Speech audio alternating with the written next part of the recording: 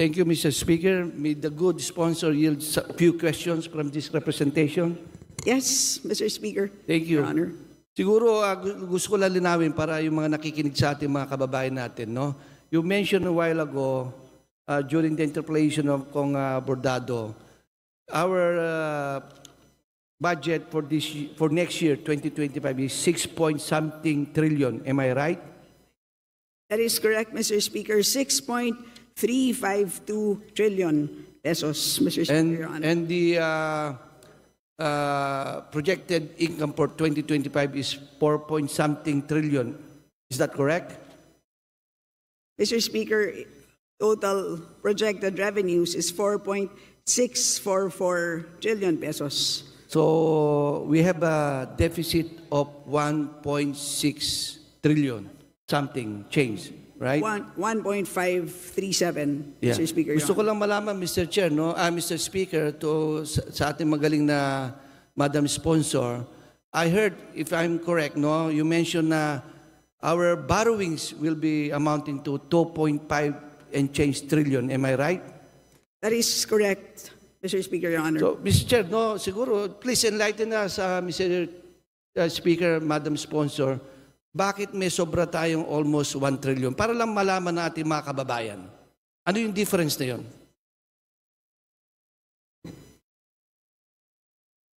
So mas malaki po ang expected natin na spending kumpara sa ating kikitain. Yun ang tanong natin. So, ang tawag po natin dyan, pump priming. Yan po ay isang Keynesian principle. Matapos po ang Great Depression sa Amerika, matapos po ang World War II, nung sinabi ni John Maynard Keynes, para palaguin natin, para makabangon ang ekonomiya, ay kailangan gumastos ng gumastos ang gobyerno dahil merong tinatawag na multiplier effect. So, ganito rin ang konsepto, kailangan gumastos ang gobyerno sa mga programa na merong multiplier effect. Ibig sabihin, sa pisong ginagastos ng gobyerno, dapat mas higit pa sa piso ang nagiging suma total in terms of output. At dahil dyan, in the end, ay lalago tayo. So yun ang konsepto ng pump priming. So kumbaga, pinopromote natin ang growth when government spends. So yun po, and especially dahil nanggaling tayo sa pandemic, pinopromote natin ang economic recovery by spending. That will lead to my second question, Mr. Speaker, no, to Madam Sponsor. So can you confirm that more than 13% of the proposed budget is to service our debt burden? This makes debt interest payments the second biggest contributor to the budget growth. Is that correct? Yes, that is correct, Mr. Speaker, Your Honor. And do you know how much that will go to our debt payment or debt servicing? About 848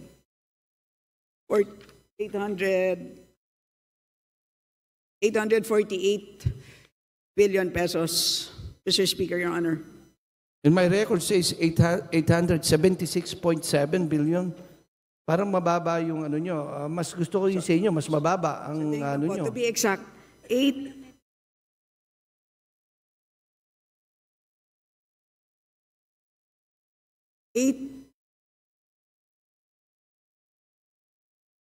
So kasama po ang net lending dun sa 876, Mr. Speaker, Your Honor.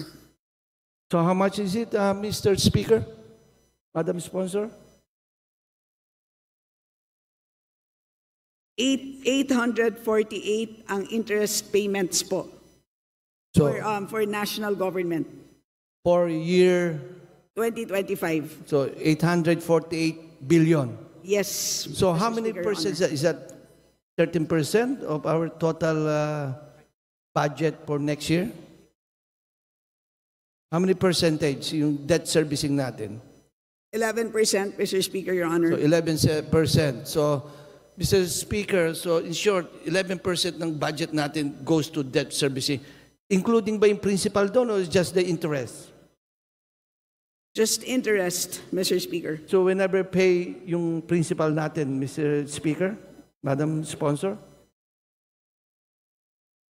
Yes, we do pay for, we amortize our principal. But for, hindi po natin nakikita sa appropriations because magdo-double count po kung isasama natin. Okay, Mr. Chair. So, Mr. Chair, the allocation for interest payment on debt increased by over 140-something billion from 670 billion 2024. So, mayroon tayong difference na 100 billion. Is that correct? Correct? Tama ba yun? That is, wait. Ang increase po from 2024 is from 670.4 to 848. So a difference of 177 billion, something like that.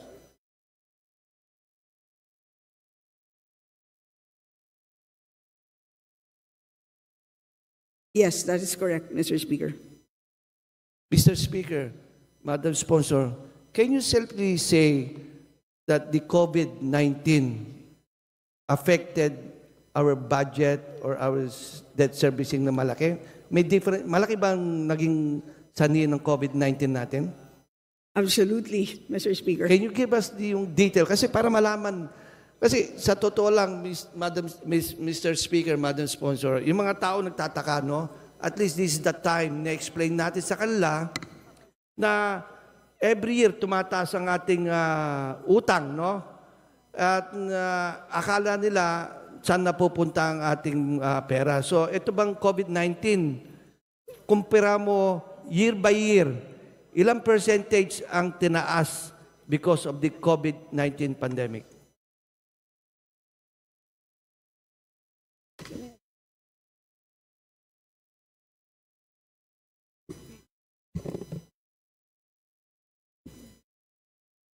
So kung titignan po natin ang gross borrowings by administration, nung panahon po ni President Aquino, ang kanyang debt to GDP ratio nung siya po ay nagtapos ay 41% lamang. 4.4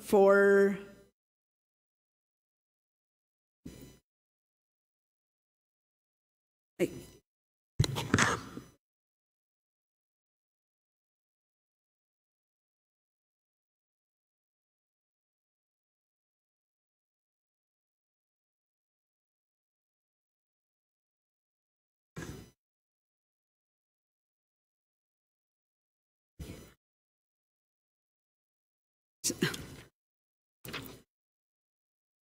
Mr. Speaker, let me, beginning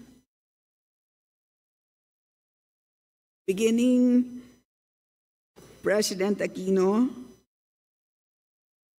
ang gross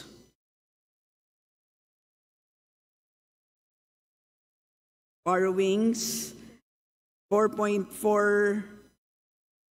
billion, ang kanyang accumulated borrowing was 1.365. So, maliit lang po. 29.8% increase lang po.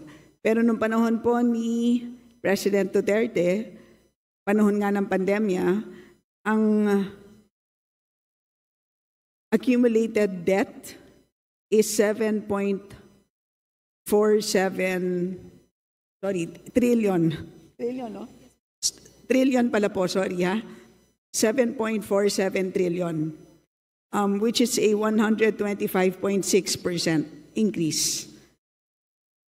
Pagdating po ng ating present administration, ang debt accumulation so far is 2.27 trillion pesos or a 16.9% increase.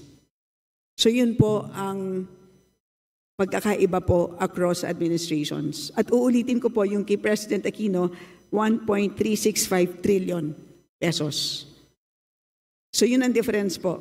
Ulitin ko po kay President Aquino, 1.365 trillion. Ang kay President Duterte, 7.47 trillion.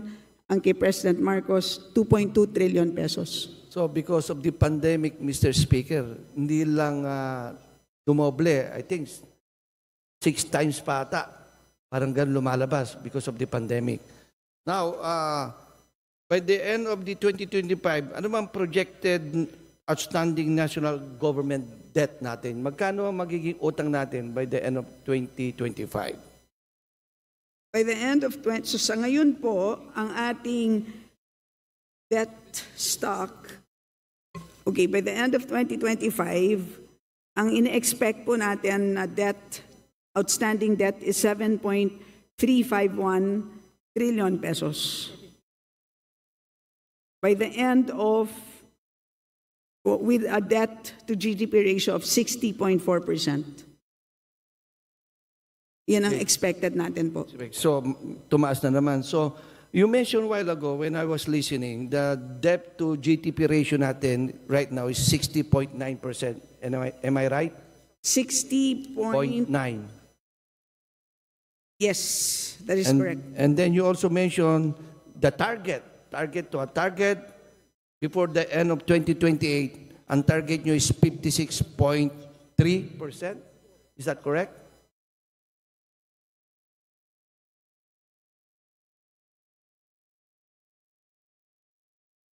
This is a lower target. Okay, it's a range pala. Ang, 56.3, that is correct po. Tama, di ba? Yan ang sinabi nyo kanina. Yes po. Now, at the end of 2028, so we're talking about 25 up to 2028. So with the difference of, kukumpara mo yung GDP na inanyo nyo, target nyo, so pwedeng tumaas to, pwede rin bumaba. Kasi target lang nilagay nyo na 56.3. That is correct. There's only 4 point something. So you're talking about the debt to GDP ratio from 2025 to 2028, 4 point something lang ang ina-expect yung tataas for almost 4 years tayo. Is that safely to say? Tama ba yun? Pababa po ang debt to GDP. Yeah, ng 4% About 4 lang. points. Isn't it masyado siyang maliit?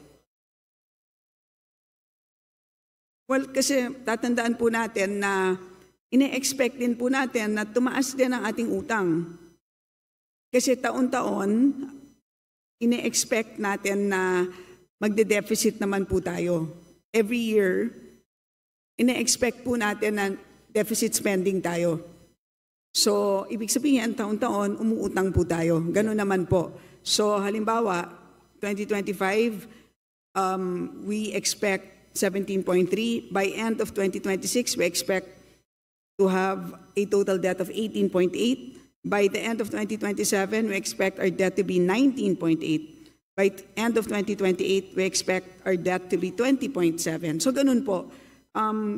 But despite an increasing debt stock, ine-expect din po natin na ang ekonomiya po natin ay lumalaki. Alam niyo po, sa buong ASEAN, tayo po ang inaasahan na pinakamataas ang growth rate, 6.2%. Ka-level na natin sa growth rate ang Vietnam. So, pero ang kagandahan po is sa inflation, ina-expect po nila na mas mababa ang inflation rate natin sa Vietnam. So, in other words, suma total, ahead tayo in terms of outlook. So, yun po. That's the reason for why we expect our debt to GDP ratio to be much lower in 2028 because we expect our economy to be growing. Mrs. Speaker, distinguished sponsor, will the Filipino taxpayers expect to pay this debt forever? This portion of the budget represents money that could have been allocated for government projects that can actually reach the Filipino people. Our outstanding debt level will just continue to post new record highs because of continued budget deficits that will be financed by the additional borrowings. What is the plan of our government to offset these borrowings? Ano mga plano natin, no? At least, do we have a catch-up plan na every year na tumataas na lang itong ating borrowings, no? When will stop, no? And the Filipino people hindi nila nararamdaman yung ang kanilang buhay dahil nga ito, patas ng patas ang ating utang, yung kanilang buhay hindi naman nagbabago. So this is the time, Mr. Speaker, na malaman na naka-live tayo, malaman ng ating mga kababayan, itong mga utang ng ginagawa natin, Mr. Speaker, Madam Sponsor, ay nakakatulong ba ito sa ating mga ordinaryong kababayan?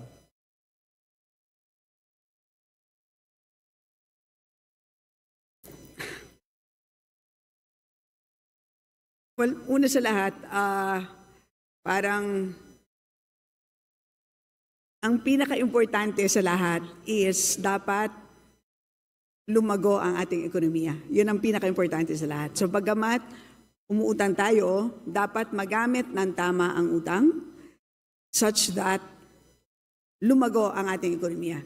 Diba? Kasi hindi dapat mapunta tayo sa isang sitwasyon na umuutang tayo pero yung utang na yan ay nagiging behest. Diba? So yun ang hindi pwedeng mangyari. At obviously ang mga pinag-uutangan natin ay para sa mga bagay na talagang kailangan natin tulad ng mga railway, di ba? Sino naman ang hindi nangangarap na magkaroon ng isang modern railway system dahil tayong lahat ay sawang-sawa na sa traffic, di ba? So, yun ang mga pupuntahan na mga inuutang natin. So, yun ay inaasahan natin na magpapamodernize ng ating ekonomiya. So, and at the same time, habang lumalago ang ating ekonomiya, ang ating deficit ay lumiliit over time. So, kung during the pandemic ay umabot yata ng lagpas 7% ang ating deficit, ang ibig sabihin ng deficit ay sobra sa kita ang gastos natin. Pero sa ngayon, nakikita natin na dahil tama ang direksyon ng ating economic managers ay lumiliit ang ating deficit. So, kung ipapagpatuloy natin ang ginagawa ng ating DBCC, by the time this administration ends, ang nakikita natin na deficit ay 3.7% na lang. So, yun ang siguro dapat tignan natin that we are heading towards the right direction. So yun po. And at the same time, ay patuloy sa pag-improve ng pangongolekta ng buwis. As much as possible, ayaw natin ng bagong buwis kasi ang dami naman talagang buwis na nandyan na hindi lang talaga natin nakukolekta ng maayos. So yun ang I think nagiging direksyon naman ng ating DOF. Mr. Speaker, Your Honor. So, Mr. Speaker, Madam Sponsor, I just want to repeat myself. So, in the next few years, we'll see a decrease in our deficit. Yun po, Mr. Speaker. Yun ang target. Yun po. Yun ang kailangan talaga natin makita. 3.7% ang ating target. At biruin ninyo, lagpas 7% po yan during the pandemic. Okay. So, thank you, Madam, Mr. Speaker. Thank you, Madam Sponsor. Thank you very much.